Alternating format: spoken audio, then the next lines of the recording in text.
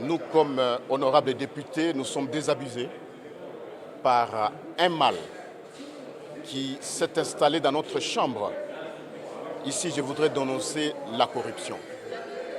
La semaine passée, beaucoup de nos collègues ont été victimes parce qu'ils ont été appelés.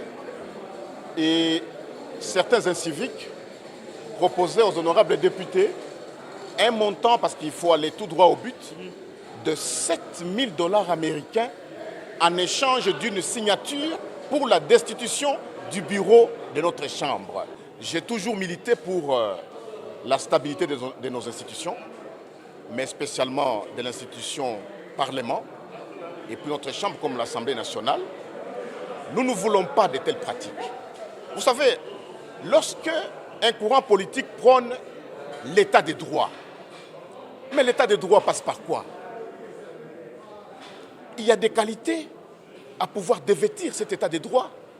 C'est notamment la lutte contre la corruption, la lutte contre le coulage des recettes, ainsi de suite. Faites un petit calcul. Nous sommes à 500 députés. Lorsqu'un courant politique veut avoir la majorité parlementaire, comme on dit, ils veulent que la majorité parlementaire puisse basculer, puisse quitter du FCC à un autre courant. Mais c'est impossible. C'est le peuple qui choisit, c'est le peuple qui donne la majorité à un parlement. Et le peuple s'est déjà prononcé, c'est une fois pour toutes. Lorsqu'un courant politique veut avoir une majorité, ce courant doit attendre les autres élections. Donc, lorsqu'on donne 7 000 $, 7 000 je dis bien, à un député, multiplier les 7 000 par 500 députés, à supposer qu'ils veulent avoir toute l'Assemblée. 7 000 fois 500, ça fait 3 500 000 $ américains, chers collègues, qui ont été déboursés. Parce que certains collègues ont eu ça et nous avons des preuves. Le moment venu, nous allons les brandir. Vous savez, nous saluons l'avènement de la nouvelle technologie de l'information et de la communication. Nous avons des preuves. Pendant que les policiers sont impayés, pendant que les militaires sont mal payés, pendant que les enseignants sont mal payés, pendant que la vie se dégrade du jour au jour, on débloque de l'argent tout simplement pour avoir une majorité factice au niveau de l'Assemblée nationale. Et ça, c'est une solution impossible.